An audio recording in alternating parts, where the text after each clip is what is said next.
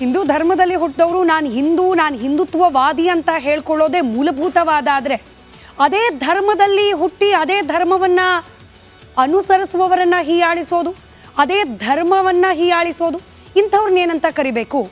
ಪ್ರಶ್ನೆಯನ್ನು ನಿಮ್ಮ ಮುಂದೆ ಬಿಟ್ಟು, ವೀಕ್ಷಕರ ಮುಂದೆ ಬಿಟ್ಟು, ಕಾಂಗ್ರೆಸ್ಸಿಗೆ ಹಿಂದೂ ಧರ್ಮದ ವಿರುದ್ಧವಾಗಿ ಮಾತನಾಡೋದು, ಹಿಂದೂ ಧರ್ಮದ ವಿರುದ್ಧವಾಗಿ ಕ್ರಮಗಳನ್ನು ಕೈಗೊಳ್ಳೋದು, ನಿರ್ಧಾರಗಳನ್ನು ಕೈಗೊಳ್ಳೋದು ಹೊಸದೇನಲ್ಲ.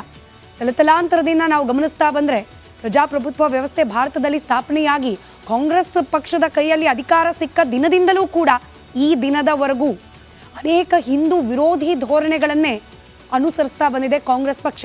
ಈ ಮಾತನ್ನು ಹೇಳ್ತಿರೋದಕ್ಕೆ ಮುಂದೆ ನಾನು ಹೇಳೋಕೆ ಹೊರಟಿರುವ ಅಂಶಗಳು ಸಾಕ್ಷಿ ಆಗ್ತಾ ಹೋಗುತ್ತೆ. ಸೂಕ್ಷ್ಮವಾಗಿ ಗಮನಿಸಿ.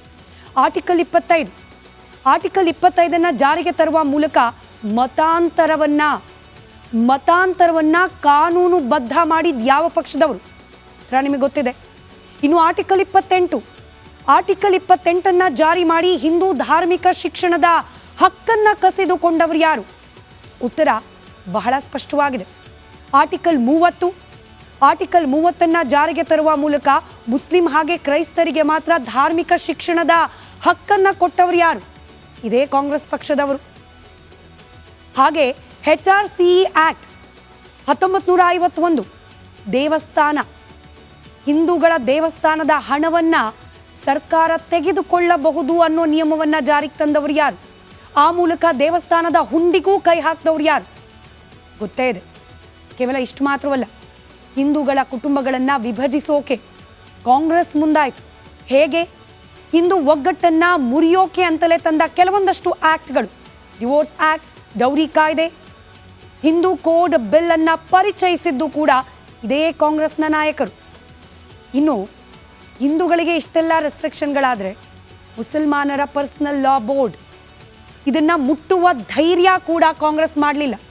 ಈ ಕ್ಷಣಕ್ಕೂ ಕೂಡ ಮುಸಲ್ಮಾನ್ ಸಂಪ್ರದಾಯ, ಮುಸಲ್ಮಾನ್ ಸಮುದಾಯದ ಆಚರಣೆ ಅಥವಾ ಅವರಿಗೆ ಸಂಬಂಧಪಟ್ಟ ಆಸ್ತಿ ಪಾಸ್ತಿ ಈ ವಿಚಾರದಲ್ಲಿ ಸಣ್ಣ ಬದಲಾವಣೆಯನ್ನು ಕೂಡ ದೇಶಕ್ಕೆ, ದೇಶದ ಅಭಿವೃದ್ಧಿಗೆ, ಹಾಗೆ ಇಲ್ಲಿನ ಎಲ್ಲ ಜನರ ಸಮಾನತೆಗೆ ಪೂರಕವಾಗುವ ಬದಲಾವಣೆಯನ್ನು ಕೂಡ ಕಾಂಗ್ರೆಸ್ ಒಪ್ಪೋದಿಲ್ಲ. 1951 ವಿಶೇಷ ವಿವಾಹ ಕಾಯ್ದೆಯನ್ನು ಪರಿಚಯಿಸಿದ್ದು ನೆಹರು. ಮುಸ್ಲಿಂ ಗಂಡು ಹಿಂದೂ ಯುವತಿಯರನ್ನು ವರಿಸೋಕೆ ಅವಕಾಶ ಮಾಡಿಕೊಟ್ಟವರು ಇವರೇನೆ.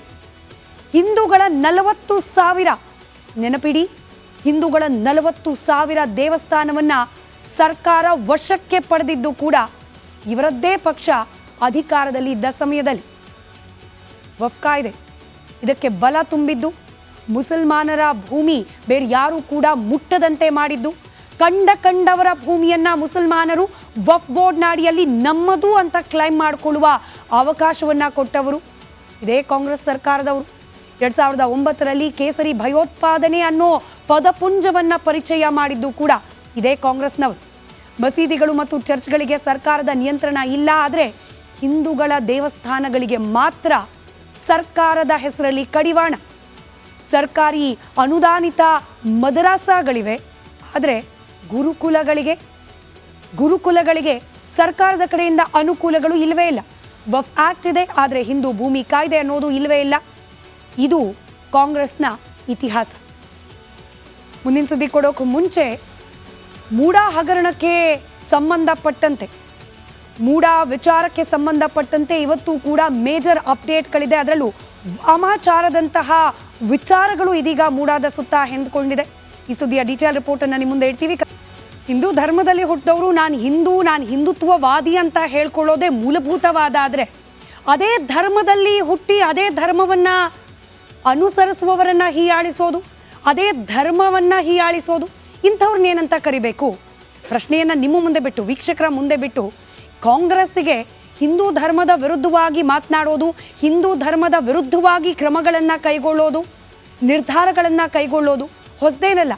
ತಲತಲಾಂತರದಿಂದ ನಾವು ಗಮನಿಸ್ತಾ ಬಂದರೆ ಪ್ರಜಾಪ್ರಭುತ್ವ ವ್ಯವಸ್ಥೆ ಭಾರತದಲ್ಲಿ ಸ್ಥಾಪನೆಯಾಗಿ ಕಾಂಗ್ರೆಸ್ ಪಕ್ಷದ ಕೈಯಲ್ಲಿ ಅಧಿಕಾರ ಸಿಕ್ಕ ದಿನದಿಂದಲೂ ಕೂಡ ಈ ದಿನದವರೆಗೂ ಅನೇಕ ಹಿಂದೂ ವಿರೋಧಿ ಧೋರಣೆಗಳನ್ನೇ ಅನುಸರಿಸ್ತಾ ಬಂದಿದೆ ಕಾಂಗ್ರೆಸ್ ಪಕ್ಷ. ಈ ಮಾತನ್ನು ಹೇಳ್ತಿರೋದಕ್ಕೆ ಮುಂದೆ ನಾನು ಹೇಳೋಕೆ ಹೊರಟಿರುವ ಅಂಶಗಳು ಸಾಕ್ಷಿ ಆಗ್ತಾ ಹೋಗುತ್ತೆ. ಸೂಕ್ಷ್ಮವಾಗಿ ಗಮನಿಸಿ. ಆರ್ಟಿಕಲ್ 25 ಜಾರಿಗೆ ತರುವ ಮೂಲಕ ಮತಾಂತರವನ್ನ ಕಾನೂನುಬದ್ಧ ಮಾಡಿದ ಯಾವ ಪಕ್ಷದವರು ನಿಮಗೆ ಗೊತ್ತಿದೆ.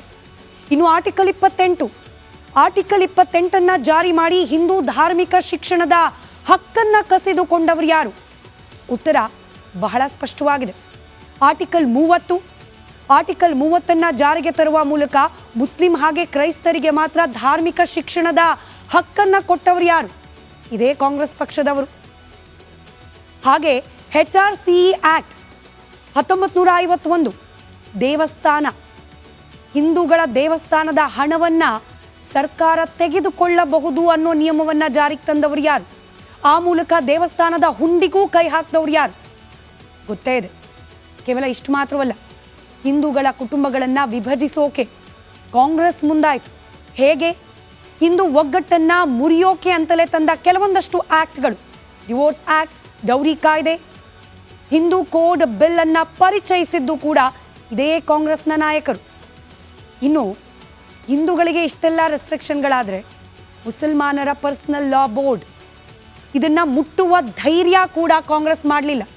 ಈ ಕ್ಷಣಕ್ಕೂ ಕೂಡ ಮುಸಲ್ಮಾನ್ ಸಂಪ್ರದಾಯ, ಮುಸಲ್ಮಾನ್ ಸಮುದಾಯದ ಆಚರಣೆ ಅಥವಾ ಅವರಿಗೆ ಸಂಬಂಧಪಟ್ಟ ಆಸ್ತಿ ಪಾಸ್ತಿ ಈ ವಿಚಾರದಲ್ಲಿ ಸಣ್ಣ ಬದಲಾವಣೆಯನ್ನ ಕೂಡ ದೇಶಕ್ಕೆ, ದೇಶದ ಅಭಿವೃದ್ಧಿಗೆ ಹಾಗೆ ಇಲ್ಲಿನ ಎಲ್ಲ ಜನರ ಸಮಾನತೆಗೆ ಪೂರಕವಾಗುವ ಬದಲಾವಣೆಯನ್ನ ಕೂಡ ಕಾಂಗ್ರೆಸ್ ಒಪ್ಪೋದಿಲ್ಲ. 1951 ವಿಶೇಷ ವಿವಾಹ ಕಾಯ್ದೆಯನ್ನ ಪರಿಚಯಿಸಿದ್ದು ನೆಹರು. ಮುಸ್ಲಿಂ ಗಂಡು ಹಿಂದೂ ಯುವತಿಯರನ್ನ ವರಿಸೋಕೆ ಅವಕಾಶ ಮಾಡಿಕೊಟ್ಟವರು ಇವರೇನೆ. ಹಿಂದೂಗಳ 40,000 ನೆನಪಿಡಿ, ಹಿಂದೂಗಳ 40,000 ದೇವಸ್ಥಾನವನ್ನ ಸರ್ಕಾರ ವಶಕ್ಕೆ ಪಡೆದಿದ್ದು ಕೂಡ ಇವರದ್ದೇ ಪಕ್ಷ ಅಧಿಕಾರದಲ್ಲಿ ಇದ್ದ ಸಮಯದಲ್ಲಿ.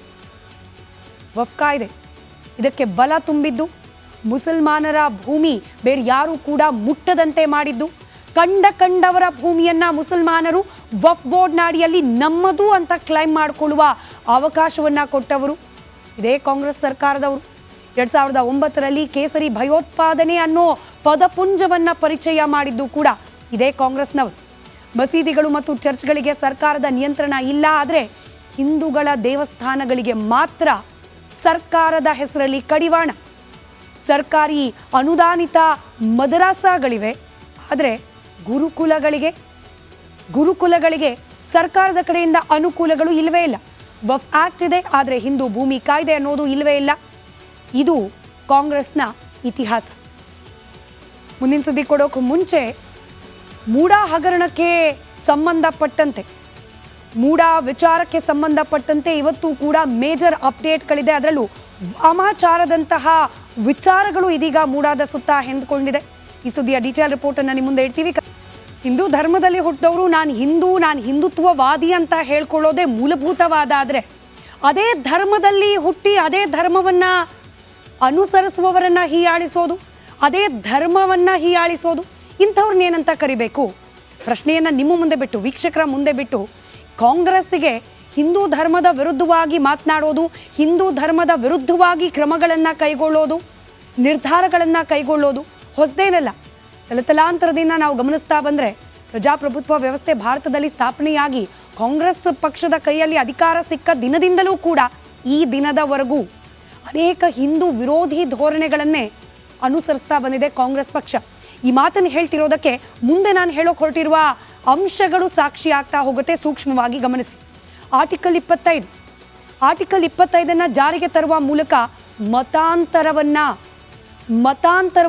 ಕಾನೂನುಬದ್ಧ ಮಾಡಿದ ಯಾವ ಪಕ್ಷದವರು ನಿಮಗೆ ಗೊತ್ತಿದೆ. ಇನ್ನು ಆರ್ಟಿಕಲ್ 28 ಜಾರಿ ಮಾಡಿ ಹಿಂದೂ ಧಾರ್ಮಿಕ ಶಿಕ್ಷಣದ ಹಕ್ಕನ್ನ ಕಸಿದುಕೊಂಡವರು ಯಾರು? ಉತ್ತರ ಬಹಳ ಸ್ಪಷ್ಟವಾಗಿದೆ. ಆರ್ಟಿಕಲ್ 30 ಜಾರಿಗೆ ತರುವ ಮೂಲಕ ಮುಸ್ಲಿಂ ಹಾಗೆ ಕ್ರೈಸ್ತರಿಗೆ ಮಾತ್ರ ಧಾರ್ಮಿಕ ಶಿಕ್ಷಣದ ಹಕ್ಕನ್ನ ಕೊಟ್ಟವರು ಯಾರು? ಇದೇ ಕಾಂಗ್ರೆಸ್ ಪಕ್ಷದವರು. ಹಾಗೆ HRCE ಆಕ್ಟ್ 1951 ದೇವಸ್ಥಾನ, ಹಿಂದೂಗಳ ದೇವಸ್ಥಾನದ ಹಣವನ್ನ ಸರ್ಕಾರ ತೆಗೆದುಕೊಳ್ಳಬಹುದು ಅನ್ನೋ ನಿಯಮವನ್ನ ಜಾರಿಗೆ ತಂದವರು ಯಾರು? ಆ ಮೂಲಕ ದೇವಸ್ಥಾನದ ಹುಂಡಿಗೂ ಕೈ ಹಾಕಿದವರು ಯಾರು? ಗೊತ್ತೇ ಇದೆ. ಕೇವಲ ಇಷ್ಟು ಮಾತ್ರವಲ್ಲ, ಹಿಂದೂಗಳ ಕುಟುಂಬಗಳನ್ನು ವಿಭಜಿಸೋಕೆ ಕಾಂಗ್ರೆಸ್ ಮುಂದಾಯಿತು. ಹೇಗೆ? ಹಿಂದೂ ಒಗ್ಗಟ್ಟನ್ನ ಮುರಿಯೋಕೆ ಅಂತಲೇ ತಂದ ಕೆಲವೊಂದಷ್ಟು ಆಕ್ಟ್ಗಳು, ಡಿವೋರ್ಸ್ ಆಕ್ಟ್, ಡೌರಿ ಕಾಯ್ದೆ, ಹಿಂದೂ ಕೋಡ್ ಬಿಲ್ ಅನ್ನ ಪರಿಚಯಿಸಿದ್ದು ಕೂಡ ಇದೇ ಕಾಂಗ್ರೆಸ್ನ ನಾಯಕರು. ಇನ್ನು ಹಿಂದೂಗಳಿಗೆ ಇಷ್ಟೆಲ್ಲ ರೆಸ್ಟ್ರಿಕ್ಷನ್ಗಳಾದರೆ ಮುಸಲ್ಮಾನರ ಪರ್ಸನಲ್ ಲಾ ಬೋರ್ಡ್ ಇದನ್ನ ಮುಟ್ಟುವ ಧೈರ್ಯ ಕೂಡ ಕಾಂಗ್ರೆಸ್ ಮಾಡಲಿಲ್ಲ. ಈ ಕ್ಷಣಕ್ಕೂ ಕೂಡ ಮುಸಲ್ಮಾನ್ ಸಂಪ್ರದಾಯ, ಮುಸಲ್ಮಾನ್ ಸಮುದಾಯದ ಆಚರಣೆ ಅಥವಾ ಅವರಿಗೆ ಸಂಬಂಧಪಟ್ಟ ಆಸ್ತಿ ಪಾಸ್ತಿ ಈ ವಿಚಾರದಲ್ಲಿ ಸಣ್ಣ ಬದಲಾವಣೆಯನ್ನ ಕೂಡ ದೇಶಕ್ಕೆ, ದೇಶದ ಅಭಿವೃದ್ಧಿಗೆ, ಹಾಗೆ ಇಲ್ಲಿನ ಎಲ್ಲ ಜನರ ಸಮಾನತೆಗೆ ಪೂರಕವಾಗುವ ಬದಲಾವಣೆಯನ್ನ ಕೂಡ ಕಾಂಗ್ರೆಸ್ ಒಪ್ಪೋದಿಲ್ಲ. 1951 ವಿಶೇಷ ವಿವಾಹ ಕಾಯ್ದೆಯನ್ನ ಪರಿಚಯಿಸಿದ್ದು ನೆಹರು. ಮುಸ್ಲಿಂ ಗಂಡು ಹಿಂದೂ ಯುವತಿಯರನ್ನ ವರಿಸೋಕೆ ಅವಕಾಶ ಮಾಡಿಕೊಟ್ಟವರು ಇವರೇನೆ. ಹಿಂದೂಗಳ 40,000 ನೆನಪಿಡಿ, ಹಿಂದೂಗಳ 40,000 ದೇವಸ್ಥಾನವನ್ನ ಸರ್ಕಾರ ವಶಕ್ಕೆ ಪಡೆದಿದ್ದು ಕೂಡ ಇವರದ್ದೇ ಪಕ್ಷ ಅಧಿಕಾರದಲ್ಲಿ ಇದ್ದ ಸಮಯದಲ್ಲಿ. ವಕ್ಫ್ ಕಾಯ್ದೆ ಇದಕ್ಕೆ ಬಲ ತುಂಬಿದ್ದು, ಮುಸಲ್ಮಾನರ ಭೂಮಿ ಬೇರೆ ಯಾರು ಕೂಡ ಮುಟ್ಟದಂತೆ ಮಾಡಿದ್ದು, ಕಂಡವರ ಭೂಮಿಯನ್ನ ಮುಸಲ್ಮಾನರು ವಕ್ಫ್ ಬೋರ್ಡ್ ನಾಡಿಯಲ್ಲಿ ನಮ್ಮದು ಅಂತ ಕ್ಲೈಮ್ ಮಾಡಿಕೊಳ್ಳುವ ಅವಕಾಶವನ್ನ ಕೊಟ್ಟವರು ಇದೇ ಕಾಂಗ್ರೆಸ್ ಸರ್ಕಾರದವರು. 2009ರಲ್ಲಿ ಕೇಸರಿ ಭಯೋತ್ಪಾದನೆ ಅನ್ನೋ ಪದಪುಂಜವನ್ನ ಪರಿಚಯ ಮಾಡಿದ್ದು ಕೂಡ ಇದೇ ಕಾಂಗ್ರೆಸ್ನವರು. ಮಸೀದಿಗಳು ಮತ್ತು ಚರ್ಚ್ಗಳಿಗೆ ಸರ್ಕಾರದ ನಿಯಂತ್ರಣ ಇಲ್ಲ, ಆದರೆ ಹಿಂದೂಗಳ ದೇವಸ್ಥಾನಗಳಿಗೆ ಮಾತ್ರ ಸರ್ಕಾರದ ಹೆಸರಲ್ಲಿ ಕಡಿವಾಣ. ಸರ್ಕಾರಿ ಅನುದಾನಿತ ಮದರಾಸಗಳಿವೆ, ಆದರೆ ಗುರುಕುಲಗಳಿಗೆ ಸರ್ಕಾರದ ಕಡೆಯಿಂದ ಅನುಕೂಲಗಳು ಇಲ್ಲವೇ ಇಲ್ಲ. ವಕ್ಫ್ ಆಕ್ಟ್ ಇದೆ, ಆದರೆ ಹಿಂದೂ ಭೂಮಿ ಕಾಯ್ದೆ ಅನ್ನೋದು ಇಲ್ಲವೇ ಇಲ್ಲ. ಇದು ಕಾಂಗ್ರೆಸ್ನ ಇತಿಹಾಸ.